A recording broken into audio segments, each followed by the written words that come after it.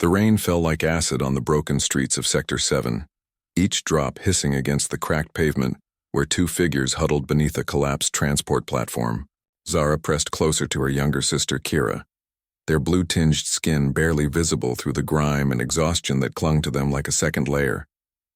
Their homeworld of Xerion had been nothing but ash and memory for 3 cycles now, ever since the Dominion fleet had swept through their system like a plague of metal locusts. Kira's breathing came in shallow gasps, her normally bright amber eyes now dull with hunger and fever.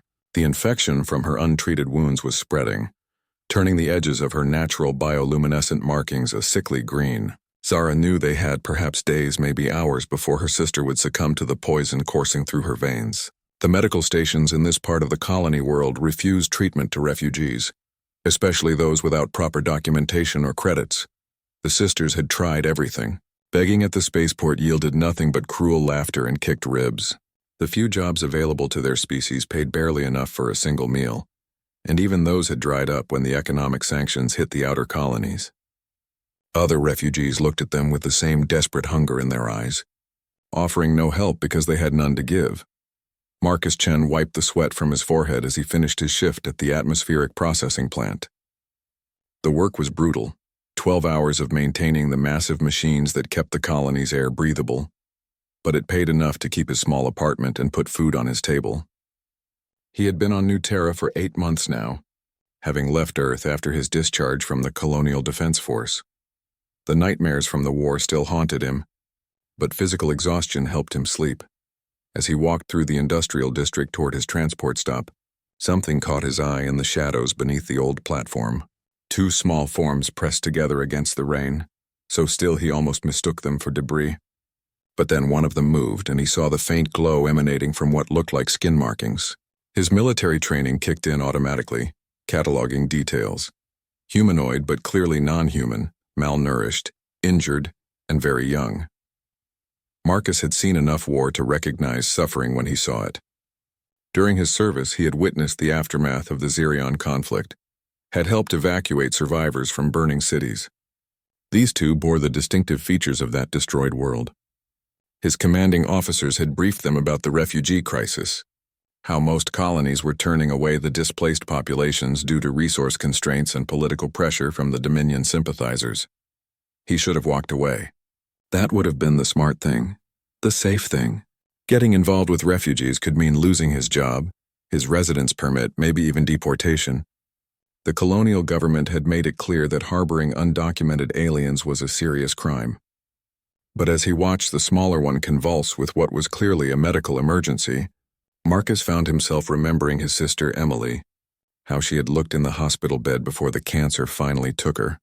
The larger alien noticed him watching and immediately tried to shield her companion, backing further into the shadows despite having nowhere to go. Her eyes held the desperate wariness of someone who had learned that most beings meant harm. Marcus could see her calculating whether to run, though she was clearly too weak to carry her companion far. Slowly, Marcus approached with his hands visible and empty. He had picked up enough of the common trade language during his service to attempt communication. The words felt clumsy on his tongue, but he managed to convey his meaning. Medical help. Safe place. Both of you, come home. The older alien stared at him for a long moment, her breathing rapid with fear and indecision. Her companion was clearly dying, the infection spreading visible trails of darkness beneath her translucent skin. There was no other choice, and they both knew it. Sometimes desperation made decisions easier, not harder. Marcus waited patiently, knowing that trust was not something that could be demanded or rushed. Around them, the industrial district continued its nighttime rhythm, automated systems humming and distant traffic creating a backdrop of urban isolation. This was a place where people minded their own business, where unusual sights were common enough to be ignored. If he was going to help them, this anonymous corner of the colony was as good a place as any to start. Finally, the older alien nodded once, a sharp gesture that spoke of surrender rather than acceptance. Marcus moved carefully to help them up, noting how little they weighed, how their limbs trembled with exhaustion. The smaller one was unconscious now, her bioluminescent markings flickering like a failing light source. Time was running out faster than he had hoped. Getting them to his apartment would require careful planning. The transport systems had security scanners and his building had automated monitoring. But Marcus had learned a few things about avoiding unwanted attention during his military service. There were maintenance tunnels, service elevators, and shift changes that created windows of opportunity for those who knew how to watch for them. As they made their way through the rain-soaked streets, Marcus wondered what exactly he was getting himself into. He had enough problems of his own without adding two sick aliens to the mix. But something about their situation reminded him of his own family's struggles, of times when a stranger's kindness had made the difference between survival and tragedy. The apartment building loomed ahead, its security lights cutting through the darkness like searchlights. Marcus checked his chronometer and noted the time until the next guard rotation. They would have perhaps 10 minutes to reach his floor undetected. It would have to be enough. Behind them, the empty transport platform continued to collect rain and debris, showing no sign that anyone had ever sheltered there. In a few hours, the day shift would begin, and this corner of Sector 7 would resume its normal rhythm of industrial efficiency. But for two young aliens and one human veteran, everything was about to change forever. Marcus's apartment was sparse but clean, a single room with basic furniture and a small kitchen unit. He had never bothered to make it feel like home, treating it more like an extended barracks assignment than a place to build a life. Now, as he helped the two aliens inside, he was grateful for the simplicity. Fewer personal items meant fewer questions if anyone ever searched the place. Kira collapsed onto the narrow couch, her breathing so shallow that Marcus had to check twice to make sure she was still alive.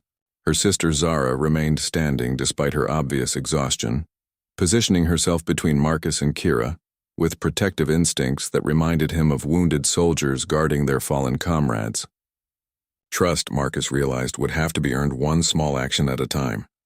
The first priority was medical attention.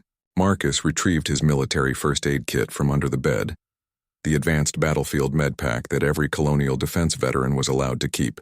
The bioscanner would work on most humanoid species, and the nanomedical injectors could adapt to different physiologies within certain parameters. It was illegal for civilians to possess such equipment, but Marcus had never officially returned his when he mustered out. Zara watched with intense focus as Marcus ran the scanner over her sister's body. The device hummed softly, its display showing readings that made Marcus's jaw tighten. Systemic infection, severe malnutrition, dehydration, and what looked like toxin exposure from contaminated water. Without immediate intervention, the younger alien had perhaps 6 hours before organ failure became irreversible. Marcus showed Zara the scanner display, pointing to the critical readings and using simple gestures to explain what he was seeing. Her amber eyes widened with understanding and growing desperation. She spoke rapidly in her native language, words that sounded like musical chimes mixed with urgent whispers. Marcus wished he had studied xenolinguistics more seriously during his service. The nanomedical injectors contained broad-spectrum antibiotics, cellular regeneration accelerators, and synthetic nutrients designed to stabilize critical patients long enough to reach proper medical facilities. Marcus had used them on human soldiers, but alien physiology was different enough to make this a calculated risk. Too little medication and Kira would die anyway. Too much could trigger a fatal allergic reaction. Marcus held up the injector and looked directly at Zara, making sure she understood what he was proposing. This was her choice to make, her sister's life to risk on a stranger's judgment. Zara studied his face for a long moment, then reached out to touch the injector with one trembling finger. She spoke a single word in the trade language: trust. The injection process took several minutes, the nanomedical systems adapting to Kira's alien biochemistry, while monitors tracked her vital signs. Marcus found himself holding his breath as the readings fluctuated wildly before gradually stabilizing. The infection markers began dropping almost immediately, and Kira's bioluminescent patterns grew brighter and more stable. While they waited to see if the treatment would work, Marcus prepared food and water. His rations were designed for human consumption, but the scanner had identified safe components that alien digestive systems could process. He heated soup and prepared nutrient bars, setting them out where Zara could see but not feel pressured to accept immediately. Zara surprised him by speaking in broken standard colonial. Why help us? Humans and Xerians, not allies. Her pronunciation was careful, each word chosen with obvious effort. Marcus realized she had been learning the language while living on the streets, probably picking up fragments from overheard conversations and discarded data tablets. Marcus considered his answer carefully. The truth was complicated, involving guilt over wars he had participated in, memories of his dead sister, and a simple refusal to let people die when he had the power to help. Instead, he kept it simple. Because you needed help and I could give it. Zara tilted her head in a gesture that seemed to indicate confusion, or perhaps disbelief. In her experience, beings did not help others without expecting something in return. The concept of altruism was foreign to someone who had survived 3 years of war and displacement. She had seen too much cruelty to trust kindness easily. Over the next few hours, Kira's condition continued to improve. Her fever broke, the infection markers dropped to manageable levels, and her natural luminescence returned to healthy blue-white patterns. She woke briefly, looking around with startled confusion before Zara spoke to her in their native language, explaining what had happened in musical tones that seemed to calm the younger alien. Marcus used the time to plan their next steps. 2 undocumented aliens in his apartment created immediate problems that would only get worse with time. The building's security systems would eventually register the additional heat signatures and biological readings. His neighbors might notice unusual sounds or smells. The colonial authorities conducted random inspections of worker housing, and refugee hunting had become a profitable bounty system. But simply turning them out onto the streets would condemn them to slow death or worse. The medical treatment had bought time, not solved the underlying problems of shelter, food, and legal documentation. Marcus found himself committed to a course of action that could destroy his carefully rebuilt life.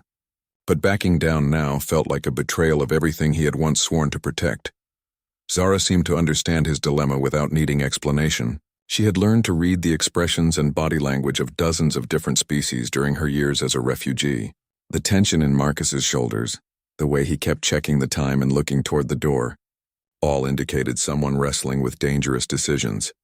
She spoke again in standard colonial, her vocabulary growing more confident. "We leave tomorrow. Not bring trouble to human who saves sister." But even as she said it, Zara knew they had nowhere to go. The streets of Sector 7 were as hostile as ever, and Kira was still too weak to survive outdoors for long. Marcus shook his head, making a decision that surprised even him. "No, you stay here until she's stronger. We figure out something better."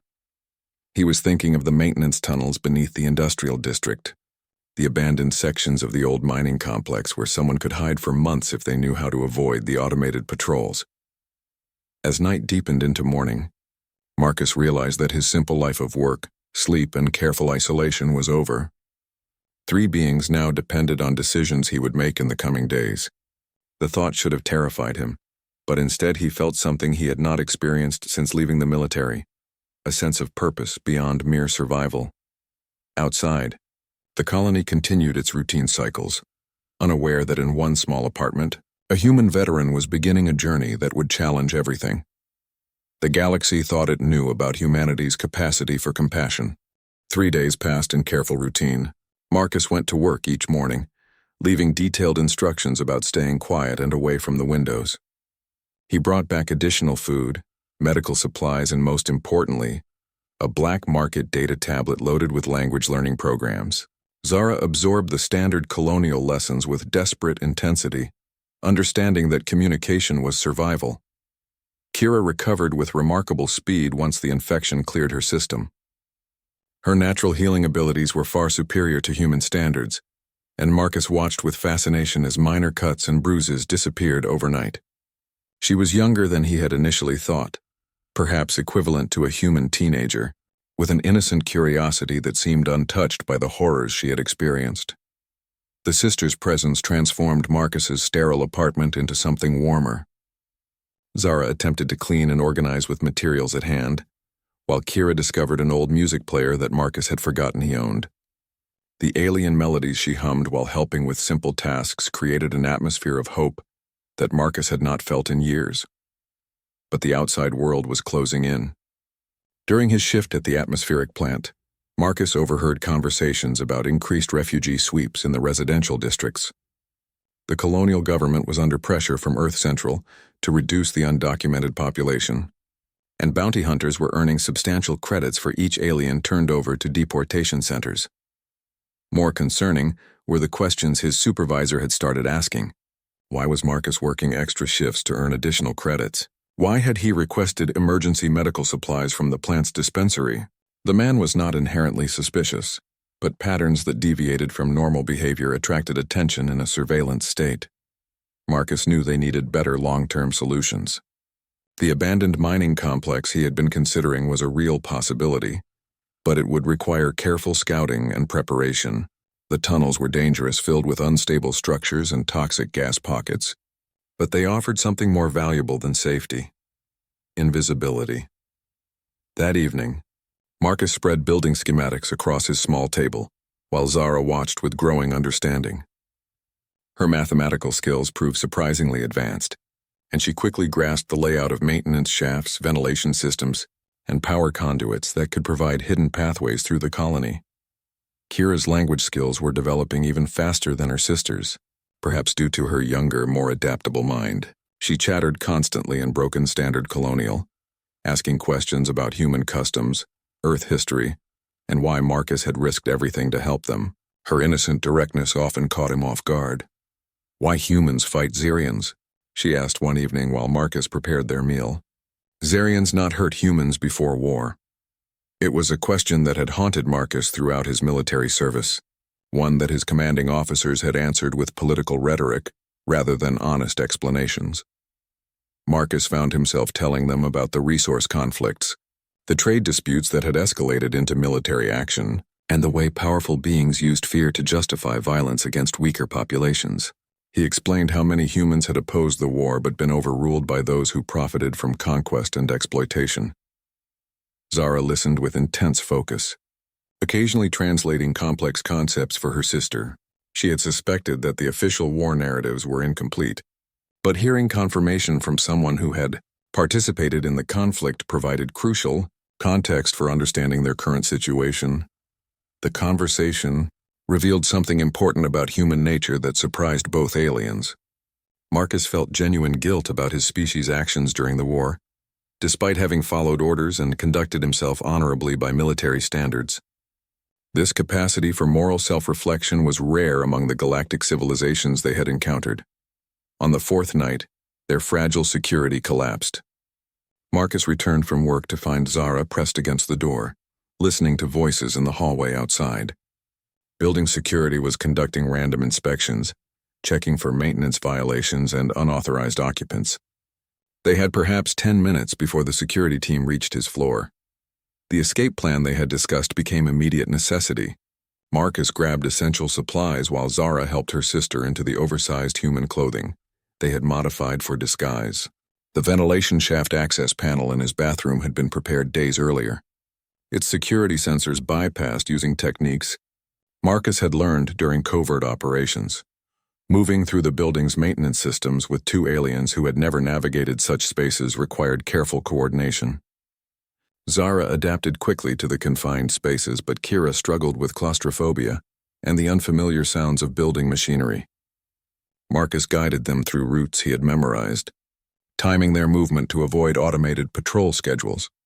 They emerged in the sub-basement of an adjacent building, in a storage area filled with obsolete equipment and forgotten supplies.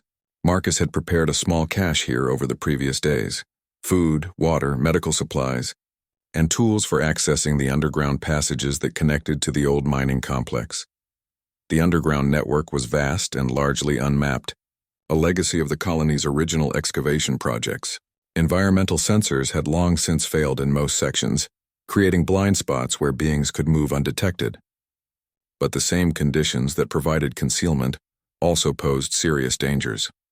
Marcus led them through a maze of concrete tunnels, past abandoned machinery and through chambers where their footsteps echoed in the darkness. Emergency lighting provided minimal visibility, and the air quality required the breathing filters Marcus had acquired from the atmospheric plant.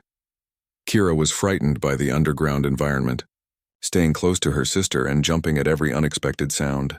Zara remained calm but alert, her enhanced senses picking up details that human perception missed. She could detect air current patterns that indicated passage connections, and her natural bioluminescence provided supplemental lighting when emergency systems failed. After 2 hours of careful navigation, they reached a section of the old mining complex that Marcus had identified as relatively stable and secure. A natural cavern had been enlarged by excavation equipment, creating a space large enough for semi-permanent habitation. Previous occupants had left behind basic furnishings and evidence of long-term residence. Marcus set up their temporary camp, while explaining the new reality they faced. They were now completely outside the legal system, dependent on stealth and careful resource management for survival. Any contact with colony authorities would result in immediate deportation for the aliens and imprisonment for Marcus. But as they settled into their underground refuge, something unexpected happened. Instead of despair, the 3 refugees found themselves planning a sustainable existence that none of them could have imagined just days earlier. Marcus's military skills, Zara's intelligence and adaptability, and Kira's surprising technical aptitude created a combination of capabilities that offered hope for the future. The colony above continued its normal operations, unaware that in the depths below, a small group was beginning to demonstrate that cooperation between species was not only possible, but potentially revolutionary in its implications for galactic civilization. Life underground developed its own rhythm over the following weeks. Marcus continued reporting to his job at the atmospheric plant, maintaining the appearance of normalcy while secretly diverting supplies to their hidden base. His supervisor noted improved morale and work performance, unaware that having people to care for had given the former soldier a renewed sense of purpose. Zara proved remarkably resourceful at making their cavern livable. She rigged water collection systems from condensation pipes, organized supply storage with military efficiency, and even created a crude but effective waste management system. Her engineering skills, developed during Xerion's technological renaissance before the war, adapted easily to scavenged human equipment. Kira's contributions surprised them all. Her natural affinity for electronics combined with human technical manuals that Marcus brought from the plant allowed her to repair and modify equipment that would have required expensive professional service. She restored communications gear, lighting systems, and even a small fabrication unit that someone had abandoned in the tunnels. Their greatest challenge was remaining invisible to the colony's security systems. The underground network was monitored by automated sensors designed to detect structural failures and gas leaks, but these same devices could register unauthorized life signs if they weren't careful. Marcus taught them military techniques for avoiding detection, while Zara developed new methods based on Xerion's stealth technology. Food was another constant concern. Marcus's rations could only stretch so far, and hunting or foraging was impossible in their confined environment. But Kira discovered that certain types of fungus growing in the tunnels were not only edible, but highly nutritious when properly prepared. Her experimentation with underground agriculture produced the beginnings of a sustainable food source. The sisters shared stories of their homeworld during the long hours when Marcus was at work. Xerion had been a marvel of biological and technological integration, where cities grew rather than being built, and transportation systems followed organic patterns rather than rigid engineering principles. Their descriptions painted a picture of a civilization that had achieved harmony between nature and technology. Marcus began to understand why the war had been so devastating for the Xerion people. They were not a military species by nature, having developed advanced defensive capabilities but little experience with aggressive warfare.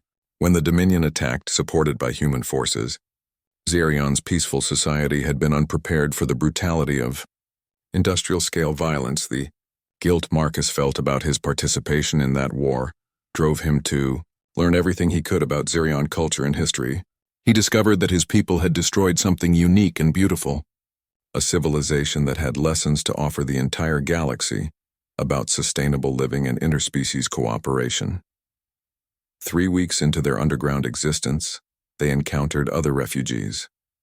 A family of Rigelian traders displaced by the same economic pressures that were driving the alien removal policies had established a small camp in an adjacent tunnel system. Initial contact was tense, with both groups suspicious of potential betrayal, but necessity forced cooperation.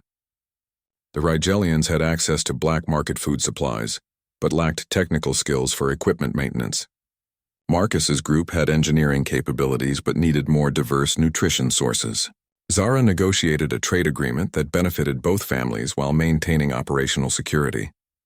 The expanded refugee community created new challenges and opportunities.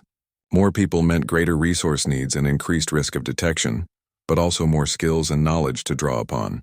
The Rigelian father Jorak had been a spacecraft engineer before losing his business to human competitors, backed by Dominion subsidies. Jorak's technical expertise, combined with Kira's natural talent and Marcus's access to industrial supplies, led to an ambitious project, converting their underground refuge into a proper settlement with life support systems, communication networks, and even basic manufacturing capabilities. What had started as a desperate hiding place was evolving into something unprecedented. The transformation was not merely practical, but social. Beings from 3 different species, with vastly different cultural backgrounds and historical grievances, were learning to work together as equals rather than as competitors for scarce resources. Children played games that incorporated elements from all their cultures, while adults shared knowledge that none of their species had possessed individually. Marcus found himself becoming an unofficial leader, not through any assertion of authority, but because his military training and human legal status made him the natural interface with the surface world. He coordinated supply runs, managed security protocols, and mediated disputes with patients learned from commanding diverse combat units. The work was dangerous and exhausting, but Marcus had never been happier. The nightmares that had plagued him since leaving the military began to fade, replaced by dreams of expanding their underground community into something that could offer hope to refugees. Throughout the sector, Zara's role evolved from survival-focused caregiver to strategic planner and diplomat. Her intelligence and education made her the natural coordinator for technical projects and inter-family relations. She developed communication protocols, resource allocation systems, and conflict resolution procedures that kept their growing community functioning smoothly. Kira became the settlement's chief engineer, her youthful enthusiasm and natural abilities making her indispensable for maintaining and improving their infrastructure. She approached each technical challenge as an exciting puzzle rather than a burden, and her innovations often exceeded what more experienced engineers thought possible with available resources. But their success was creating new risks. The increased energy consumption and waste heat from their expanded operations were beginning to register on colonial monitoring systems. Security patrols were investigating anomalous readings in the underground sectors, and it was only a matter of time before their refuge was discovered. Marcus realized they faced a critical decision point. They could abandon their underground community and return to hiding as individuals, preserving their safety but giving up everything they had built together, or they could commit to making their settlement truly permanent, accepting the risks that came with a larger presence but potentially creating something revolutionary. The choice would define not only their own futures but also the future of human-alien relations in this sector of the galaxy. In their small underground community, 3 species had proven that cooperation was possible despite historical conflicts and current political pressures. Now they had to decide whether that proof was worth fighting to preserve. The decision came sooner than expected. During a routine supply run, Marcus discovered that colonial security had begun systematic sweeps of the underground maintenance areas. Automated probes were mapping previously unexplored sections, and security teams were following up on any anomalous readings. Their sanctuary had perhaps days before discovery became inevitable. Marcus called an emergency meeting of all the refugee families. In the main chamber of their settlement, beings from 3 species gathered to discuss options that ranged from immediate evacuation to organized resistance. The atmosphere was tense, with some arguing for dispersal while others advocated for defending what they had built together. Zara surprised everyone by proposing a third alternative: voluntary surrender under specific conditions. Her idea was audacious and potentially suicidal, but it offered something that neither flight nor fight could provide. She suggested that they reveal themselves to colonial authorities while simultaneously documenting their successful interspecies cooperation for broadcast to the wider galaxy. The plan required careful coordination and significant risks. They would need to gather evidence of their community's achievements, prepare compelling arguments for why their cooperation model should be preserved rather than destroyed, and identify sympathetic contacts within the colonial administration who might support their cause. Jorak and his family were initially skeptical. Their experience with human authorities had been uniformly negative, consisting of discriminatory policies, arbitrary enforcement, and systematic exclusion from economic opportunities. The idea of trusting their lives to the same system that had driven them underground seemed like elaborate suicide. But Kira supported her sister's proposal with enthusiasm that surprised the adults. She had been monitoring colonial communication networks using equipment she had modified, and her analysis revealed growing discontent among human workers about the refugee policies. Many humans disagreed with their government's treatment of alien populations, but lacked effective channels for expressing opposition. Marcus found himself torn between military caution and desperate hope.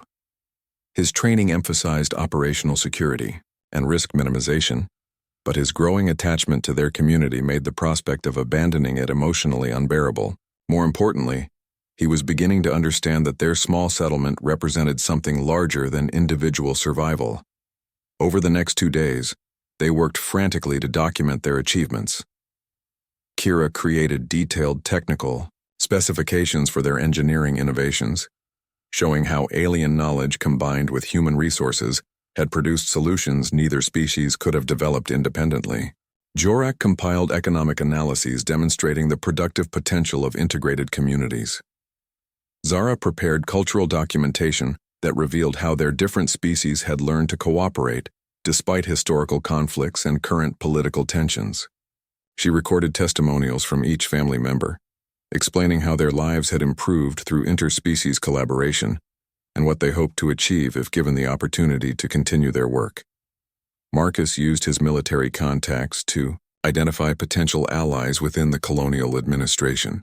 His former commanding officer, Colonel Sarah Martinez, had been assigned to refugee policy development after her own combat service ended. She had expressed private doubts about current policies, making her a possible advocate for their cause. The night before their planned revelation, the community held what might have been their final gathering as free beings. They shared food from all their cultures, told stories that blended their different traditions, and made promises to support each other regardless of what happened next. The emotional intensity was profound, with species barriers dissolving in the face of shared uncertainty. Marcus found himself speaking to the group about human history, explaining how his species had often struggled with fear and prejudice, but had also shown remarkable capacity for growth and change when confronted with evidence that challenged their assumptions. He believed that demonstrating successful cooperation might inspire similar changes in current attitudes. Zara spoke about Zerion philosophy, which emphasized the interconnectedness of all living beings and the moral obligation to help others achieve their full potential. She argued that their community represented the practical application of principles that could benefit all species if given the chance to spread beyond their small underground settlement. The Rigelian children performed a traditional song that they had modified to include elements from Zerion and human musical traditions. The fusion of melodies and rhythms created something entirely new, a cultural artifact that could only have emerged from their unique circumstances. It was beautiful and heartbreaking and hopeful all at once. When morning came, they initiated their plan with military precision. Marcus contacted Colonel Martinez through secure channels, requesting an urgent meeting about a matter of strategic importance to interspecies relations. He provided just enough information to intrigue her, without revealing details that could be used against them if she refused to help. Simultaneously, Kira activated a series of communication relays that would broadcast their documentation to multiple networks throughout the sector. The transmission would be delayed, giving them time to meet with colonial authorities before their story became public knowledge. But once released, the information would be impossible to suppress or ignore. Zara and the other refugees remained in the settlement, continuing their normal activities while monitoring for signs of impending security raids. They had prepared contingency plans for various scenarios, but everyone understood that their fate now depended largely on forces beyond their control. Colonel Martinez agreed to the meeting, her curiosity overcoming official caution. Marcus provided coordinates for a secure location in the industrial district, far from their actual settlement, but close enough for rapid evacuation if necessary. The conversation would determine whether their community had any chance of surviving in the open. As Marcus prepared to leave for the most important negotiation of his life, he reflected on how much had changed since that rainy night when he first encountered two dying aliens under a collapsed transport platform.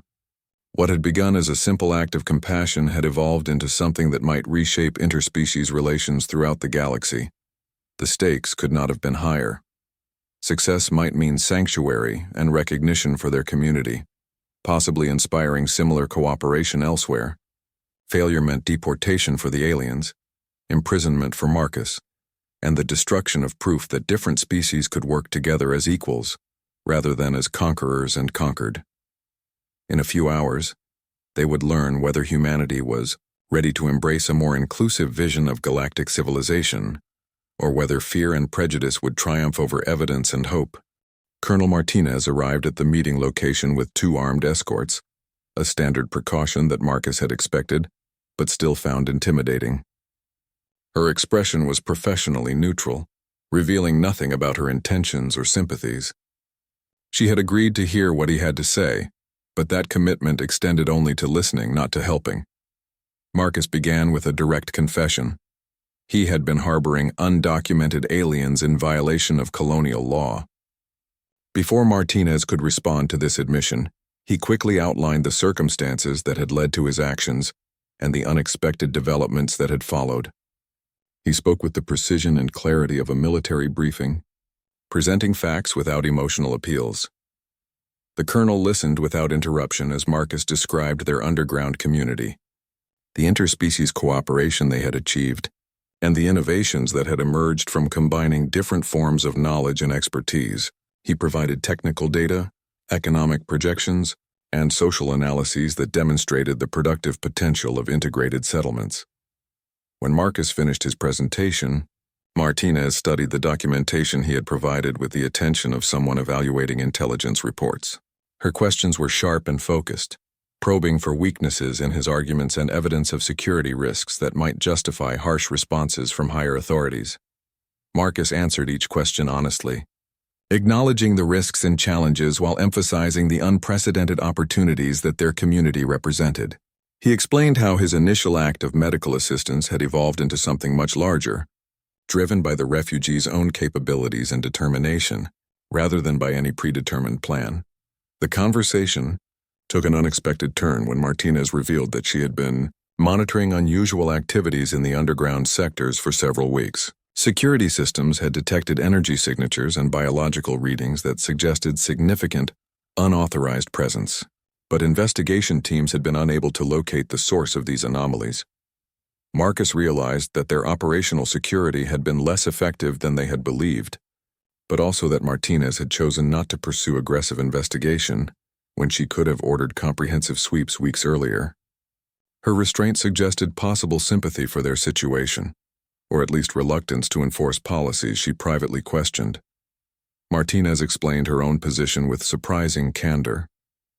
She had participated in the Zarian conflict as a young officer, witnessing destruction that served no legitimate military purpose, and created massive refugee populations that colonial governments now struggled to manage.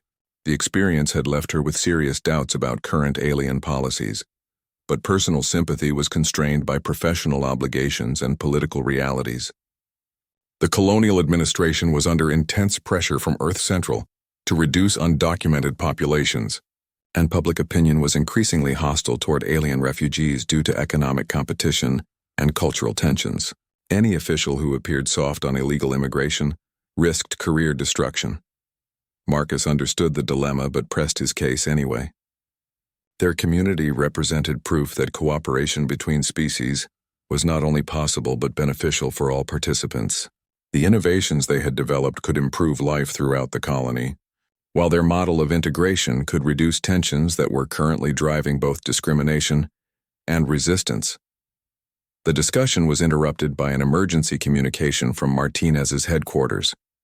Security teams conducting routine sweeps in Sector 12 had discovered evidence of major unauthorized habitation in the old mining complex. Deployment orders were being prepared for a comprehensive raid within hours. with instructions to detain all unauthorized persons and conduct full deportation processing. Marcus felt his heart sink as he realized their careful planning had been undermined by operational timing they could not have predicted. The meeting with Martinez was supposed to precede any official action, giving them opportunity to negotiate before positions became hardened by direct confrontation. Now they faced immediate exposure with no chance for diplomatic resolution. But Martinez surprised him by making a decision that violated her explicit orders. Instead of detaining Marcus immediately and proceeding with the planned raid, she granted him 2 hours to return to his community and organize an orderly surrender under conditions she would negotiate with headquarters. It was a remarkable act of professional courage that put her own career at serious risk. Marcus raced back through the underground tunnels, using emergency protocols to alert the settlement of impending discovery. The community had prepared for this possibility, but the reality of facing deportation created panic among some members, while galvanizing determination in others. They had perhaps 90 minutes to implement their final contingency plan. Kira activated the delayed communication broadcasts that would spread their documentation throughout the sector and beyond. Within hours, their story would be public knowledge across multiple worlds, making it impossible for authorities to suppress evidence of their successful cooperation or dispose of them quietly. Zara organized the systematic documentation of their settlement, ensuring that future investigators would find clear evidence of their achievements, even if the residents were removed. She also prepared personal testimonials from each community member, explaining their experiences and hopes for continued cooperation between species. The Rigelian family chose to evacuate through alternate tunnels rather than face certain deportation. Jorak had contacted smugglers who could transport them to worlds with more liberal refugee policies, though the journey was dangerous and the destination uncertain. Their departure was emotional but practical, preserving experienced engineers who might establish similar communities elsewhere. Marcus made the most difficult decision of his life by choosing to remain with Zara and Kira rather than fleeing to preserve his own freedom. His military training emphasized mission accomplishment and force preservation, but his personal loyalty to the sisters who had become his family overrode strategic considerations.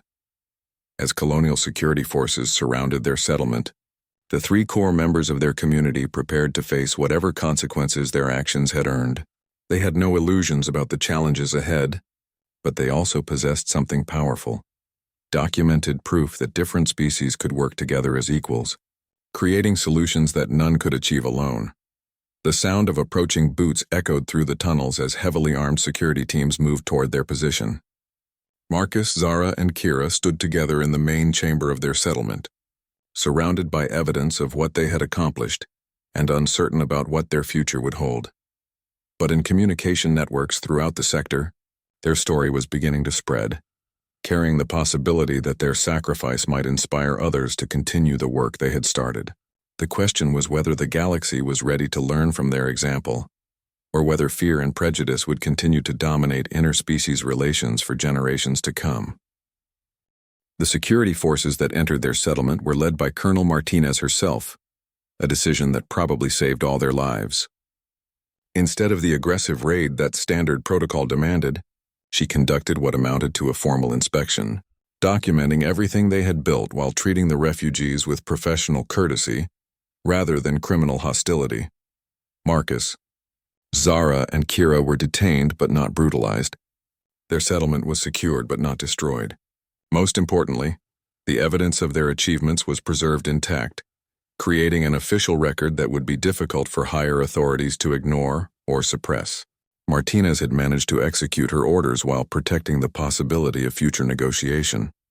The initial interrogations were conducted separately, with each person questioned about their roles in the underground community and their knowledge of other illegal activities. Marcus took full responsibility for initiating the refugee harbor, while Zara and Kira emphasized their gratitude for human assistance and their desire to contribute positively to colonial society. Their documentation had meanwhile reached news networks throughout the sector, creating a public relations crisis for the colonial administration.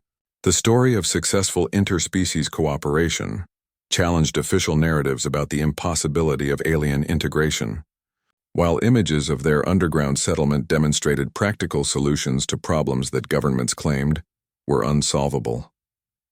Public reaction was mixed, but increasingly sympathetic as more details emerged. Human workers who had struggled with similar economic pressures recognized common cause with alien refugees facing displacement and discrimination. Parents were moved by images of children from different species playing together and learning from each other's cultures. The colonial government found itself facing unprecedented pressure to reconsider policies that suddenly appeared cruel and counterproductive.